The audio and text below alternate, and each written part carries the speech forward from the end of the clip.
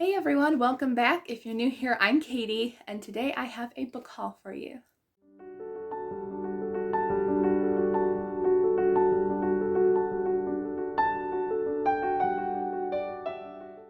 It has been a hot minute since I did a book haul. I have not purchased any books in a very, very long time.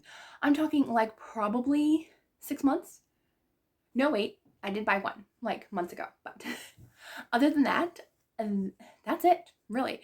So I'm doing a book haul. This video might be in like 2 or 3 parts in one video because I might have more coming up. This video is probably not going to go out right away.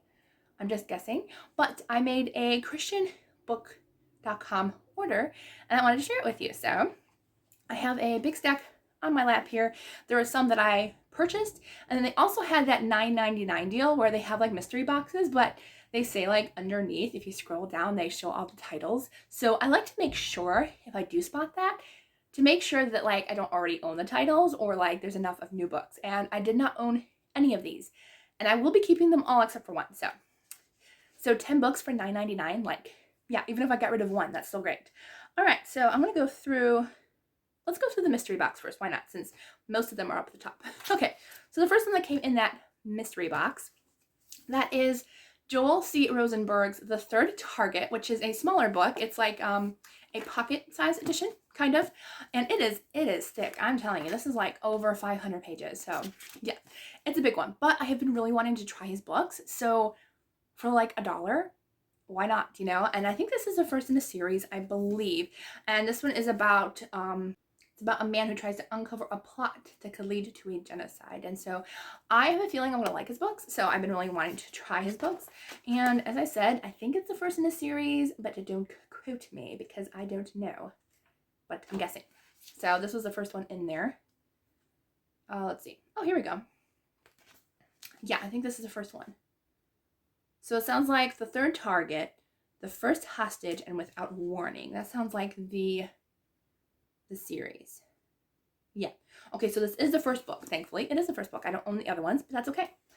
Okay, and then this is the one that I'm not keeping because I don't read Amish fiction. But we got The Celebration Amish Cooking Class by Wanda E. Brunstetter. Couldn't read the E, looked like an and almost. But yeah, so I'm not planning on picking this up or reading it probably. I'm not really a fan of Amish fiction, so it's probably gonna go in my unhaul pile, which is actually over here. So I'll do an unhaul video maybe for you later too. Not today, but in another video. Okay, and then I bought that one. Okay, so I did get a Lynette Eason book in that box, and this is a Blue Justice series, A Vow of Justice. This is book 4. Yes, book 4. So I don't know what the first 3 are about, so I'm not going to read the back because I don't want to spoil myself or anything. So we got book 4. I don't own any of our other books, so this is actually my first one that I actually own, I think. Don't quote me, but I'm pretty sure. Okay, so we got that one. Next in that box, we got, I believe this is her first book. We got After She Falls by Carmen Schober. I have her other book, which I read. It was pretty good, but it definitely, the romance is a little bit more spicy than your typical Christian romance. But this one intrigued me because it is about boxing. And actually, I don't know, for some reason that intrigues me about a girl boxing, and maybe it stems from, I was gonna say my heritage, but not really. But my grandmother, side note, my grandmother actually was dating a middleweight boxer. I don't know if he was a champion or whatever. I'm not sure. But she did date him before she married my grandfather. So really interesting story. So maybe that's where my excitement comes from. Not that I would ever do boxing. No. I'm more of a karate. I did take karate in college, so probably stems from that too. But yeah, so I'm excited to see where this one goes. Okay, so the next one that came in that box is The Master Craftsman by Kelly Stewart. I actually really wanted to read this one. It was either last year or the year before. When did this one come out? I think it was 2021, I think. No, it was 2022. Well, it is 2 years ago now. Not 1 year ago, 2 years ago now. So it was 2 years ago. And I did actually really want to read this one. I just never got to it. But this is a mystery novel about, which you can tell at the bottom, there is a Fabergé egg. And I do really love that culture. I don't know why I'm so fascinated by Fabergé eggs. Actually, I do have one. It's not fancy. It's not real or anything. It's actually a Barbie edition of a Fabergé egg. It's a music box. And if I knew where it was, I'd show you. It's probably over there somewhere. But yeah, so really intrigued me. It's 1917. Alma is a master craftsman in the house of Fabergé, and she's charged to protect one of the greatest secrets in Russian history, an unknown Fabergé egg that Peter Carl Fabergé secretly created to honor his divided allegiance to both the people of Russia and the Imperial Tsar's family. Nice. Okay. I'm excited. Can't wait to read that one. Okay, and then I also got, which I'm very excited about, I got a, let's see, I know we'll do these first. Okay, so I got a Jane Kirkpatrick book, which I have read one of her books and really enjoyed it. So I don't remember which one it was. Beneath the Bending Skies. That's the one that I read. And I remember enjoying it. So I got this one in that mystery box, Something Worth Doing. This is 1853, about a girl named Abigail who is a 19-year-old school teacher in Oregon Territory when she married Ben Dunaway. Or Dunaway, probably Dunaway. Marriage meant giving up on teaching, but Abigail always believed she was meant to be more than a good wife and mother. When Abigail becomes a primary breadwinner for her growing family, what she sees as a working woman appalls her and prompts her to devote her life to fighting for the rights of women, including the right to vote. Nice. Ooh, it's based on a true story too. That's cool. All right. Nice. I also really love this cover. Like that color scheme. So good. I actually did a coloring page that literally had this exact same color scheme on it. If you haven't noticed, I also don't have any room on my shelves, so we're gonna really have to try to find some room to put these or make another unhaul because it's getting tight. Okay, the next one that came in that box is a collection of 3 tales of 19th century romance with a dash of mystery. It's The Ladies of Intrigue by Michelle Greep. I think that's how you pronounce the name, but don't quote me. Correct me if you know. So yes, so one is The Gentleman Smuggler's Lady, Cornish Coast in 1815, The Doctor's Woman in Dakota Territory in 1862, and A House of Secrets in St. Paul, Minnesota, 1890. So if you don't know, I'm doing like a visit these states and countries through books. So that's already 3 states in one book. Oh, what? 2 states and a country. So nice. I already have England, but that's okay. But yeah, so very intrigued. And I love that they're shorter stories. I'm not a huge fan of short story collections, but, you know, if a prompt comes up somewhere in somebody's challenge, I can read this. There actually might be. I can't remember, but there might be. Okay, and then the next one that I got was In the Cradle Lies by Olivia Nesport. Now, I could have bought in 2 other books in this series for actually a pretty good price. They were only like maybe between $4 and $6 a piece. And I didn't because I went to Goodreads just to check it out. The reviews weren't the greatest for the first book. Now that's just the first book. It could get better. So I thought I would give, this is actually book 2. I actually probably should have bought 1. This is book 2 and I didn't have a choice to buy it because it was in that mystery box. So I can't tell you too much about it because it is the second book. But, so yeah.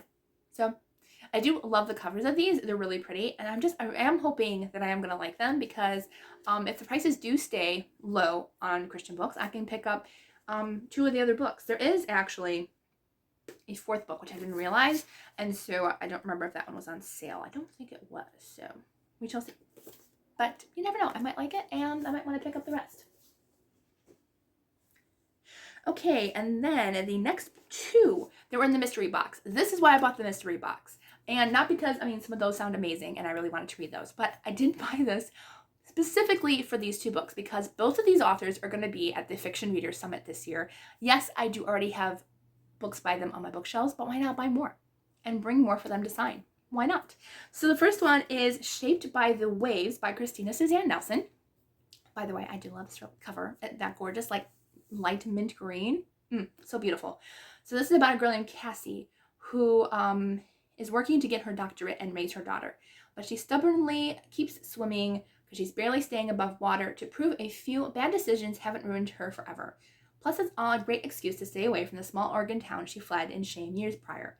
But when she receives a call that the aunt who raised her has had a major health crisis, she knows it's time to return. So it sounds like a contemporary, probably no romance? Maybe? I don't think so. But so I can't wait to read that one. And I will be reading it before the event, so I'll tell you about it when I read it. And then I also got this one, which this is another novella collection, but one of the authors is going to be at FRS, and so Fiction Reader Summit. And it is Say I Do, 3 Wedding Tales, which I did not own. or wedding stories. And this cover, so gorgeous. But the author that's going to be there is Rachel Hoke. I'm so excited. She's one of my favorite authors. I've loved her since high school when I first read her Princess series. I love her so much. And I haven't read all that she's written, but I've read a good amount. I would say like 7 or 8 of her books probably. So I'm very excited to get this one. And I probably will only read her tale. And that's okay, because I probably won't have time to read the rest. But I will read her tale in this book, which, let's see, which one is hers? A Brush with Love. Ginger emerges from the pain of a childhood tragedy with a gift for bringing out the beauty in others. But she can't help feeling like she's on the outside looking in.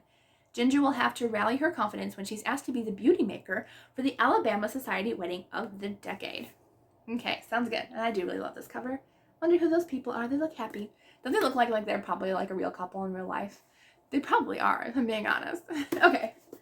So now we can go into the 4 books that I bought separately from that box because I needed $35 for free shipping, which I did make, yay. So I bought 4 books. This one was only $2. So I was like, you know what? I was actually going to take it off because I was trying to save money. I'm like, no, $2? Why? It's a brand new book. Why am I taking it off my list? So I did not.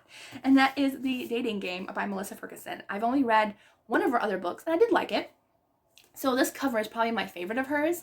So I grabbed this one. Again, as I said, only $2. The cover, the spine is red. Not enough red spines. I've noticed that I have like maybe 2 on my shelves, but maybe 3. But gorgeous. Love it. So this is about Cassie, who is an expert at escaping bad first dates. And after years of meeting, greeting, and running from the men who tried to woo her, Cassie is almost ready to retire her hopes for a husband and children altogether. But fate has other plans, and Cassie's online dating profile catches the eye of firefighter. Ooh, firefighter? Yes, please. Jet Bentley. In Jet's memory, Cassie Everson is the unreachable girl of legend from their high school days. Nervously, he messages her, setting off a chain of events that forces a reluctant Cassie back into the dating game. So, that sounds good. I wonder if I have time to read it in February. Probably not. By the time you're watching this video, I probably will still have not read this. This is Stories That Bind Us by Susie Finkbeiner. This was only like, I think $5 or $6, so I grabbed it because, well, I mean, she is going to be at the Fiction Readers Summit, I assume anyways, because she's one of the ones that like, helps put it all together and helps host it and everything. So if she's not there, I'm going to be like, I brought this book for nothing. But anyways, I plan on reading this and getting her to sign this because last year I actually didn't own any books by her. I do have 2 now. So I will be bringing this one for her to sign, hopefully. She's nice though. She signed a book plate for me last year, so I have the other book signed already by her. But yeah, so I'm excited. This one is about a girl named Betty Sweet. Isn't that like the greatest name ever? Sorry. Betty Sweet never expected to be a widow at 40. With so much life still in front of her, she tries to figure out what's next, never imagining what God had in mind. When her estranged sister returns to town, Betty finds herself taking on the care of a 5-year-old nephew she never knew she had. In 1960 small-town Michigan, they make an odd pair. Betty with her pink button nose and bouffant hair. Hugo with his light brown skin and large brown eyes. But more powerful than what makes them different is what they share, the heartache of an empty space in their lives. Slowly, they will learn to trust one another as they discover common ground and healing through the magic of storytelling. Okay, that sounds amazing. Okay, yeah. I have a feeling it's going to be pretty heartbreaking, but that just sounds like so incredibly good. So, okay. I can't wait to read this one. Do you know what this reminds me of? This reminds me of a movie. This reminds me of, what's the movie called? No Reservations with Catherine Zeta-Jones and Aaron Eckhart. It sounds like that movie because Catherine Zeta-Jones takes in her sister's daughter when her sister passes away, and so they have to learn kind of how to be a family without the mother. And so yeah, it's really good, and I love Aaron Eckhart in it. He's one of my favorite actors. He's so good, and I do have his autograph. I wrote to him like years ago in high school. Side note, but yeah, he drew a big heart and wrote for Katie, love, heart, Aaron Eckhart, and I was like, I was gone. Yeah. Okay, so last 2 books. This is another author that's going to be at the Fiction Reader Summit, and one of the books was only like $6.99, and then the other one was the most expensive one that I bought, and that was $12.99, which still isn't bad. Still isn't bad, but I don't normally spend that much on books. I'm cheap, okay? I admit it, I'm cheap. I think most of us try to be.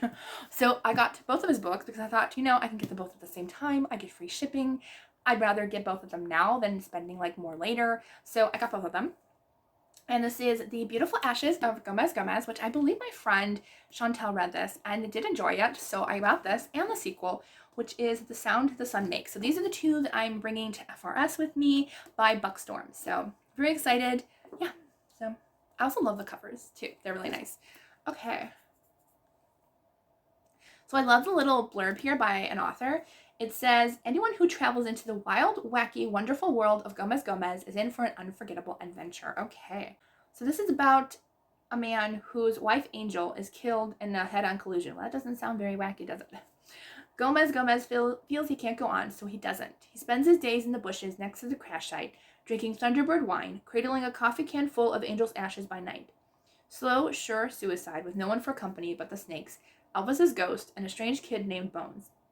Across town, Father Jake Morales plays it safe, haunted by memories of his broken engagement, hiding his guilt, loss, and love behind a thick wall of cassock and ritual.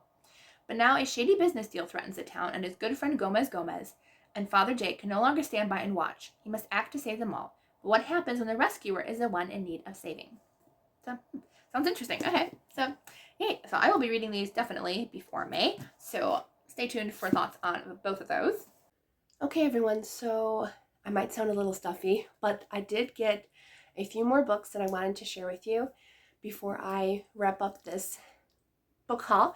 This book haul was filmed like 2 weeks ago, and I'm still sick right now, so yeah. But anyway, and it's also before I got my hair cut.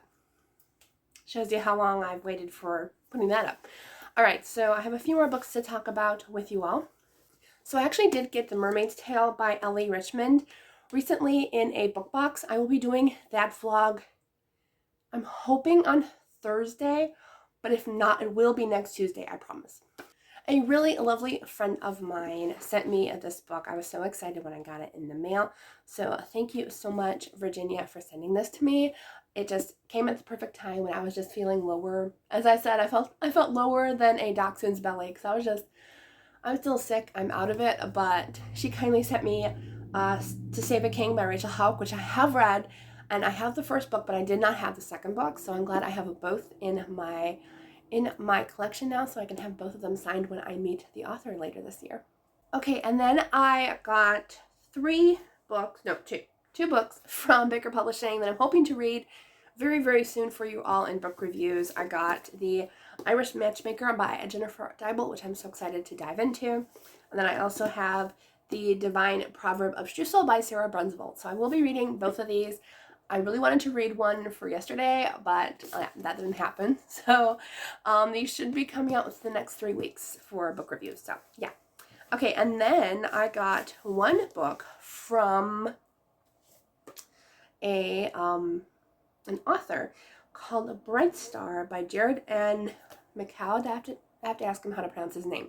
But he sent me this. He said it was a middle grade Christian fiction. I was like, yep, sounds great. So this is about an autistic boy from this world.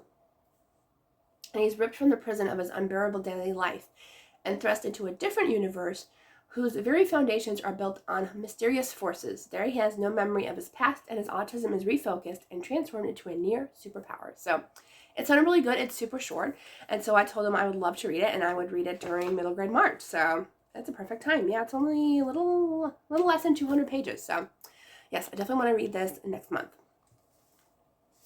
And then the last two books that I have to share with you today are books that I got from, I take part in Just Read Tours. They're a group on Instagram, and they have their own website. They even have their own author event, which I unfortunately did not get to go to last year. This year, I don't know. I don't know if I'll have the funds to go or not, since I'm already going to the Fiction Reader Summit, but I am able to get a few books every once in a while from them to share their giveaways online. But they also send me my own copies, which is really nice. They have the giveaway books, but they send me copies sometimes where I can share pictures and stuff. So I got two of those. I have Liz Tolsma's newest book in Echoes of the Past series, and it's called What I Promise You, which just sounded so good. It's 1942 and 2022.